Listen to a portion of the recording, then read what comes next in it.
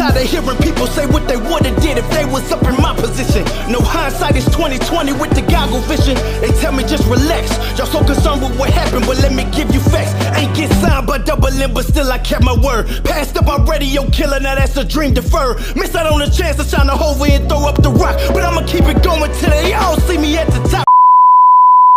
All right, Nilly, how you doing today, brother? Cooling, man. Just working. Yeah, all the time, working. Yeah. We finally got this interview. Where are you originally from? All right, I'm originally from New Orleans, from the East Bank of New Orleans. Then after Hurricane Katrina, I moved to Plano, and I was there for a couple of years. And then I moved to Frisco for high school. And then when I was done with high school, then I moved to Baton Rouge and got my degree at LSU and stuff. So I've been all over, but for the most part, I'm from New Orleans. But then I moved to like the North Dallas area after Katrina. Yeah. So for a young Nilly, how was it for you growing up? Growing up for me, basically, my parents basically going to church, strict dad, supportive mom, but they invested everything in me. So like I was doing the whole sports thing, playing football, basketball, and all that. So my parents, they instilled in me like I could do whatever I put my mind to. So with that being said, when I got gravitated towards the music, like my parents, they're my biggest fans. So like, but my dad was always tough on me. It's always about tough love, still to this day. Yeah. So I mean, he gonna be the one that give me the brutal, honest truth. And that's the stuff that people need, because you don't just want people in your circle that's just like gassing you up, having you feeling like you better than what you really are. Yeah. So like I got the tough love at an early age, so now I could get tough love from anybody, and I won't be as sensitive to it because that's what I'm built.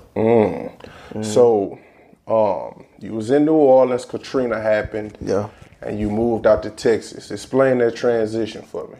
Well, first of all, you go from an environment of all black people, for the most part, to the school I went to after Katrina was like 75% Hispanic. So like, me being so small-minded in New Orleans at the time, like I'm thinking people in Texas ride on horses and stuff like that. And then Katrina's happening, so everybody's like mine is blown away. So like I come out here and it's like a totally different wave of people. Like it's like Hispanics, Asians, white people. I mean, there's white people in some of the better areas in New Orleans, but I was just always around black people. Yeah. So like me moving to Texas opened up my eyes as far as like diversity comes into play. Yeah. So you was into sports heavy. Yeah. When did you transition into wanting to do music? That was my senior year in high school. I've been playing football, basketball my whole life, but I was actually on a varsity team, Wakeland High School in Frisco, Texas. Shout out to Wakeland. And there was an opportunity for me to be on a warm-up song. Now, just think about that. If you ever play sports and your team warming up to something, think about you warming up to your own lyrics. Like that's something that really could get you lit. So I had an opportunity to do that. I always loved music and stuff. So I did that, and people said I had the best verse on there. A verse turned into me doing a verse for the girls soccer team, and they wanted to win the state championship that year. So that did what it did, and then people wanted me to do my own music, and one mixtape turned into two mixtapes, turned into appearances, me doing features for people, and now here I am today. So it all started my senior year in high school. That was 2011. Yeah. So you say you always had a love for music. Mm-hmm. Who was some of your earliest influences when it came to music? Earliest influence, definitely Kanye West. College Dropout actually made me want to pursue music. Yeah. Because, around that time you had 50 Cent was doing his thing, Jay was doing his thing, but I just feel like Kanye West was coming in a whole different style. He wasn't doing it I sold drugs, came up and now I'm a boss. He was doing it in a whole different aspect. So And then just like the full story of the college dropout, that like challenged my mind. And I was like, okay, he coming at it in a different way with a Jesus Walks, with a Through the Wire, with a Gold Digger, like things like that. Well, Gold Digger was on late registration. But things like that, Kanye like really inspired me to actually want to put words down and actually record. Yeah. Besides Kanye, around that time, Wayne, you know, I'm from New Orleans, so Wayne made it tangible for me that it can actually happen from somebody from New Orleans. Yeah. I remember when Wayne used to pass out mixtapes. This is a true story. I remember when Wayne used to pass out mixtapes in the Plaza Mall in the East Bank of New Orleans. Hurricane Katrina tore that down, so people can't go to the Plaza Mall anymore. I remember Wayne actually gave me The Block Is Hot in the mall. That was like when I was like 6 years old, you see what I'm saying? So now we look at Wayne as like one of the best to ever do it. Like he made me realize that I could really do this if I just put my mind to it. Yeah. And then fast forward to now, my two biggest influences, Kendrick Lamar and J. Cole. They lyricism, storytelling, flow pattern, meaning behind their words. The people that follow these people, they follow them tough. Like it's basically like a cult following. Like they swear by these people up and down just because they put their all in it, and they're not in it to impress nobody else. They just in it for the greatness. Exactly. So J. Cole, Kendrick Lamar, Kanye, Wayne, all these people have this one underlying tone: is they trying to be great. Yes. So that's what I'm trying to be. So that's where my influences come from. Yeah. So say if you was writing your own biography. Yeah. And you had to pinpoint your musical style. Mm-hmm. What would be your musical style? If I was writing my own biography and I was to pinpoint my own style. Yeah. So, first of all, I'm very content driven. You know, I'm the type of person to where when you listen to one of my songs, you're gonna pull something from it. Yeah. You're gonna pull either a piece of me or a piece of the experience that I've been through. You're gonna get something from it. It's not just gonna be just another song you hear. Another thing is lyrics. You're gonna get the quotables. You're gonna get the metaphors. You're gonna get the eye-opening moments. But all in all, when you listen to my songs, you're gonna listen to. He don't sound like where he's from. He don't sound like what I thought he would sound like. It's gonna be an eye-opening experience because he is something along the lines of some of these great artists that we look up to or that are selling platinum albums and whatnot. He got them same skills. So basically every time I hop on a verse, I'm trying to show you that A, I can rap with the best of them. B, you know, I'm gonna try to give you something more than just lyrics, give you some type of meaning. And C, I'm really trying to be great. Yeah. Because if you're not trying to be great, then I don't really feel like you should do it if you're not trying to be great. I mean, I don't know about nobody else, but I invest my time, my money, I invest my energy, I invest my everything in my music. So why would I do all that to put out a subpar, project and result? You know, like, it might as well be dope. So yeah, that's what I'm standing for. Yeah. So I noticed when I listen to your music that you actually love music. Yeah. So what does music mean to you? Oh man, music mean everything. Like there's not a time to where I'm not thinking about music. I was the annoying kid always singing the songs coming up. Like, why you always singing? Why you always rap? That was me. Like, people said, "Oh, you're gonna be a rapper one day," and I was just like, in the early stage, I was like, "Nah, man, I'm gonna play in the NBA." Because I was always hoop dreaming. People like, "Nah, you're gonna be a rapper one day. You might as well. All the time you sing." So other people, my friends and my family, the surrounding people around me, my influences, they saw a rapper in me before I even saw a rapper in me. Yeah. So it really got to the point to when it was time for me to do music, I already knew this was my calling because like people saw it in me before I even saw it in myself. So now it's to the point to where when I do a song, I'm not only doing it for myself, but I'm trying to prove to people right who saw it in me before I even saw it in myself. So So that's why I'm at with it. Yeah. So you released a song called Hope. Yeah.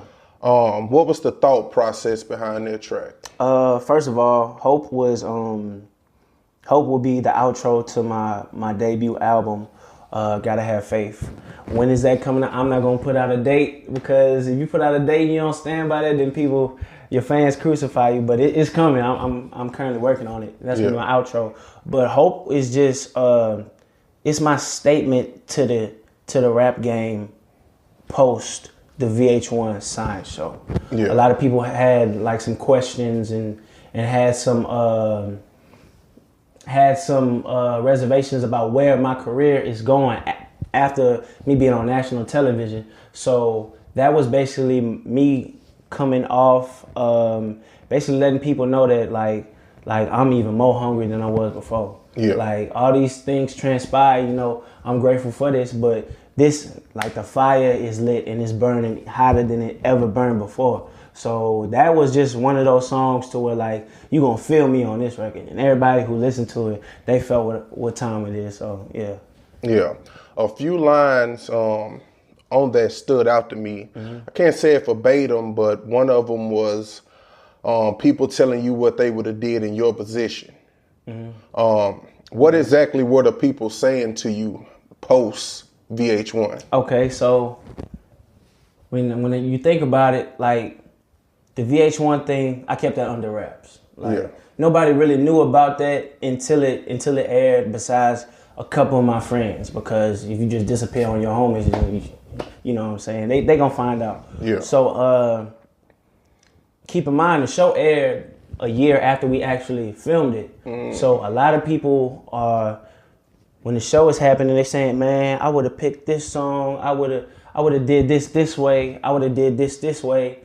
And then after the show happened, I released some music and people were like, well, he did this and I would have did it like this. Like basically after the show, it's like a magnifying glass on every single move. It's to the point to where like people telling me that I should wear my hair different and wear different clothes. It's just it's crazy. So I was like, a lot of people saying what they would have did in my position. You know, hindsight is 20/20 with the goggle vision. Like looking back, like it's just cool to say that looking back, but like you wasn't with me when I was doing all this stuff. Yeah. And at the end of the day, me doing me got me to where I was, you see what I'm saying? Yeah. And that's gonna get me to where I'm going.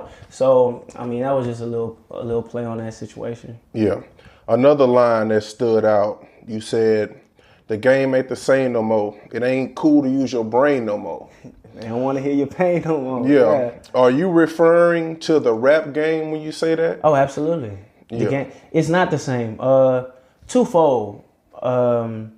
No disrespect to none of the new style rappers, because I see a lot of people who like older heads like saying that the new wave ain't cool and stuff, blah blah blah blah. These people out here making money, making a difference and influencing the younger generation. So the grind, just because you're not rapping about the same thing, that doesn't mean that y'all can't relate to the same grind. So no disrespect, but I mean, I would be lying if I said that the game ain't the same. Yeah. The rap game really changed every 5 years. You know, you had the Kanye West, Wayne era, you had the Soulja Boy, dancing era, and then you had the era of when Kendrick Lamar, J. Cole, Wale, Meek, Big Sean, Drake, like that's like the new school bringing bars back. Yeah. And then you have the new school era of Uzi, Smoke Perp, Lil Pump, like Yachty, like to where Migos, to where it's like the music is more about the vibe rather than the lyrics, and that's cool too. Yeah. But for me to say that the game ain't changed, like I would be lying to myself. Yeah. The game ain't the same no more. You gotta attack things differently. Like there's certain artists like it took Joyner Lucas to drop something heavily controversial, you know what I'm saying, for him to be in the forefront. Yeah. He had to drop something that was going to get people's attention in order for him to get in the forefront. However, you got other artists who've been rapping for like six weeks, but since they get on such and such beat and they rap about such and such, you know, they can pop just like that. So the game ain't the same no more. That's just, I mean, that's facts. But at the end of the day, you know, it's not about you being like, oh, this dude rap like this dude rap. It ain't about that. It's about you grinding no matter what, because, you know what I'm saying, but you gonna make an excuse. So you gotta make it happen. Oh, you had another line also. Ain't get signed to Double M, but I still kept my word. Passed up by Radio Killer. Nah, that's a dream. That's deferred. A dream deferred. Yeah. With you saying that and you going through the VH1 show and not getting that deal that you wanted, did it put a different kind of hunger in you? Oh, definitely. It woke me up. It was, going through it and actually being on national television, like, it made me see things in a totally different light. First of all, I was the type of person to where I read every single comment that was made. I read the good, the bad. I read the people who said, man, this dude should have been signed. I read the people that said, why did he leave school? You know what I'm saying? I read it all. So being on this show, like, like I said earlier, that magnifying glass, everybody's watching your every single last move. So basically, me saying I ain't get signed to Double M, but still I kept my word. I mean, I still stay true to myself through it all. Passed Up by Radio Killer, that's a Dream Deferred. That's a play on The Dream, who is the owner of Radio Killer. You know what I'm saying? Missed out on the chance to sign the Hove and throw up the rock, but I'm gonna keep it going till they all see me at the top. I'm not dissing these people. I'm grateful for the opportunity that Ross, Dream, and Lenny S gave me. You know what I'm saying? Yeah. Because that propelled my career. But at the end of the day, I'm using me not being picked by them as fuel for me to get busy even more. Because, like, if you're not gonna use it as fuel, you're just gonna complain about it, and that's not what I'm built about. Like, I'm built about turning something that's negative or turning something that got me down to something that I can use as fuel. I be watching interviews all the time, and Kobe Bryant was somebody that I follow, and he said, like, somebody else, when Shaq left the Lakers and he got a ring with Miami, Kobe, he got enraged by that, and it made him, like, as soon as that happened, he went to the gym and shoot 1,000 jump shots. Yeah. If that's what Kobe Bryant doing, somebody great, like, who am I not to put in that work and use whatever I can to give me a competitive edge? Because at the end of the day, rap is like a sport. You know what I'm saying? Yeah. People trying to compete. People trying to provide for their family. So I'm the type of person, I use anything to get me fired up. Yeah. So the VH1 show Signed. Yep. How did that all come about? Shout out my frat brothers, Alpha Phi Alpha, New Side at LSU. One of my frat brothers, Myron, he always sending me stuff to apply to. You know, some of the stuff be legit, some of the stuff be scams and stuff. So I'm the type of person, I apply to anything because you never know when your opportunity is gonna come. Yeah. So I apply to this thing. You know, I'm not really thinking much of it. They do a Skype interview. The lady says that she works for such and such. I do my background. Everything is legit. You know, but I'm still like, it could be too good to be true. So I'm doing all that. They fly me out to LA. I get out to LA for finals, and I'm seeing all these people and whatnot, and I'm like, okay, it's really lit. So I do my finals audition and stuff, and the people love me. Because keep in mind, there was only like about 25, 30 people on the show, but we were handpicked out of like 3,000. Like, it was literally 3,000 people that auditioned for that show. Yeah. So I was grateful for that.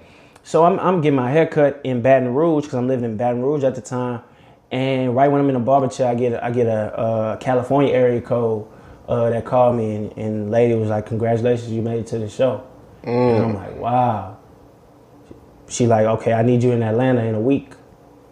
Pack up everything." So boom, withdraw from grad school. I was going to Southern University in Baton Rouge. Withdraw. I had a little job at Sprint. Quit my job, you know, because at the end of the day, it's a once in a lifetime opportunity. I'm all in. So at the end of the day, I had to give up all that. But I mean, what else was I gonna do? Like, was I gonna be like, I'm staying in school? Or was I gonna be like, I got this decent job? Nah, man, because we didn't even know who the Moguls was. We just knew that the show was gonna be on national television. Yeah. So I basically dropped everything I was doing, got up to Atlanta. You know what I'm saying? Then with like the next day, they said who the Moguls was, and then I auditioned the day after that. So it was go time. It wasn't time to sit and think about it and process it. It was just like everything on the go. Another thing to tribute to that, none of the stuff was like scripted. Like, everything was on the fly. Like, yeah, I ain't never rap battle before, but I had to rap battle twice on there. Like, I never did that before, but what was I supposed to do? Like, I never did that back. Nah, man, I gotta step up to the plate. I didn't know I was gonna rap in front of Dave East. Yeah. A double XL freshman, somebody who I've been watching interviews from and following his story. I didn't know I was gonna do that, but at the end of the day, I had to do it. I didn't know I was gonna be on a Rick Ross music video set. That's something that didn't get aired. But yeah, it was just a lot of just learning on the go. And this was the first time I was surrounded by people who like they want it as bad as I want it. Yeah. So with that being said, it was just a lot of stuff. It was a great learning experience, man. It's like once in a lifetime opportunity. Yeah. What was the hardest point on that show to you? The hardest point. I got a couple. Number one, on the show, I was I'm not no sensitive dude. Like I'm not sensitive. I don't really get caught up in like emotions a lot. So there was a part of the show when I was crying when I was rapping about my brother. Yeah. And basically like it's one thing like I might cry like once every 2 years or something like that. You see what I'm saying? So like for me to cry on national television, like that really like ate at me. I was like, man, people gonna think I'm soft, man. People gonna think I ain't built. Like that was tough for me, but actually a lot of people embraced it. They saw the passion that I was putting forth. They saw like how true to myself and how real I was. Yeah. Because a lot of people like they like to relate to something that they can relate to, like somebody who they know is authentic. Look at Cardi B. Yeah. Like Cardi B is not one of the biggest things in rap because she's one of the best rappers. She like people feel like she is real and I can relate to her. You see what I'm saying? So like that was dope, but it still was tough at the same time. Another thing tough is watching me get eliminated.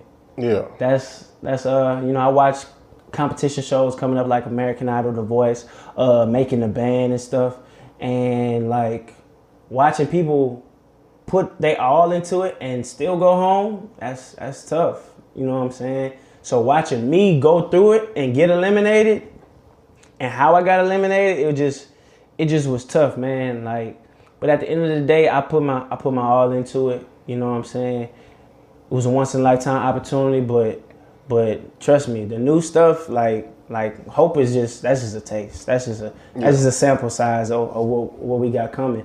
So but yeah, Sign was terrific, man, and I appreciate it most definitely. Yeah. What do you think the biggest thing you learned from that show?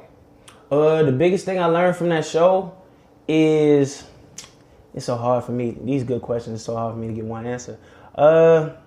I say the biggest thing I learned is you don't always have all the answers. Yeah. You don't always have it figured out, because there was no doubt in my mind that I was gonna win that show. In my head, I was just like, all I gotta do is the stuff that I normally do, and I will win the show. But at the end of the day, you don't know the type of curveballs. You don't know the type of things. There was like some music that I wanted to perform, but I couldn't perform because it was samples, and they couldn't clear the samples. So then people don't know that, so they question, why do you perform this? Well, I would have performed this song. You see what I'm saying? Like, everything is not always what it seems. Yeah. You see what I'm saying? But another thing is no excuses. Like, nobody cares about your unique circumstance. People just care about results. So like Dream told me something like it was something that a hard pill that I had to swallow. He was like, my mom died of cancer. I'm not here because my mom died of cancer. I'm here because I wrote Umbrella for Rihanna. You see what I'm saying? Yeah. That's why I'm here. Everybody got their own unique stories, but it's the results that come after that. You see what I'm saying? Yeah. So, I mean, it just made the chip on my shoulder a little bit bigger. It made my grind a lot more tougher. So I'm with whatever at this point. Yeah. Yeah. So how has life changed for you since doing that show? It's definitely changed for the better. More listeners, more fans. Every single day, if I go somewhere, somebody be like, "Hey man, I know you from." I either get I know you from somewhere, or you look familiar. Don't you rap? Like, people know every day. That's why I always have these wristbands and stuff, because I want somebody who knows me to, okay, here, take this. This is all my social media and stuff. This way you can get my music and stuff. Because it's cool for them to say, hey, I saw such and such from Sign. Cool. Yeah. I saw Nilly. I saw Nilly today. But it's another thing to be like, I saw Nilly. Let me go follow him on this and see what he been doing. You see what I'm saying? Yeah. So with that being said, like, I'm appreciative of all of it. I don't look at myself as no celebrity or nothing like that. So, like, anybody walk up to me and want to talk to me about it, I talk to whoever, you know what I'm saying? Give whoever a wristband. I'm willing to work with a lot of people. Because another thing I learned on the show is that you are never too good for one opportunity. Yeah. You know what I'm saying? I'm starting to do more features for people and you know, music is starting to fund itself now, and people are like paying more than what it was before. But at the end of the day, like, I'm still humble enough to know that I'm not better than nobody. So if somebody want to talk to me about something that happened on the show, I mean, I stop whatever I'm doing, talk to people, take pictures, you know what I'm saying, all that, because at the end of the day, I'm doing it to get a bigger influence on people, and I want people to rock with my music, and they're rocking with my music better if they rock with me better. So I'm always treat people with respect and in the right way. So yeah, man. Yeah.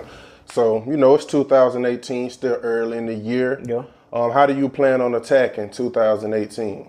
2018 this is a year for me to fully change up my approach with my album. I get used to dropping mixtape after mixtape, and you know what I'm saying, I might shoot a visual every now and then. But now I'm investing more in my actual album and in what is gonna come out of the album. I don't want to really spoil any of the people that I'm working with on the album, but just know it's definitely a level up. It's always moving to get to that spot. You know, I got some connections from the show. And who am I not to use that, you know, to keep it going? So definitely be expecting Gotta Have Faith. She'll be coming out sometime in 2018 for sure. Yeah. So before we end this interview, is there anything you want to tell your fans, any jewels you want to drop on your fans? Number one, man, keep striving. Keep striving. Like, you never know who is going to be in the audience of these shows that you do. I don't care if it's 10 people. I don't care if it's 1,000 people. It can be 10,000 people, man. Go hard every single time. Leave it all out there. Leave no stone unturned, because at the end of the day, one of them opportunities going to be that opportunity that you meant to have. And if it's meant for you, you're going to have it. Just put in that work. My favorite Bible verse is, faith without works is dead. A lot of people believe that, I believe I'm great. I believe I should be this. You know what I'm saying? But if they ain't working behind it, then it's just dull faith. You see what I'm saying? A lot of people work, overwork, workaholics, kill themselves in the studio or investing in themselves, but they have no belief that they can actually do it, and that they can succeed on a level like the people that they look up to. You gotta have the combination of both. You gotta believe in yourself to your core, and then you gotta work as hard as you possibly can, and then work 10 times harder. And then once you combine both of those, if you're doing both of those consistently, then you gotta shine. So yeah, man, just put in that work and actually and have faith, because if you want it, you can have it. For sure. Facts. So what track would you like to leave your fans with today? Track. Let's see.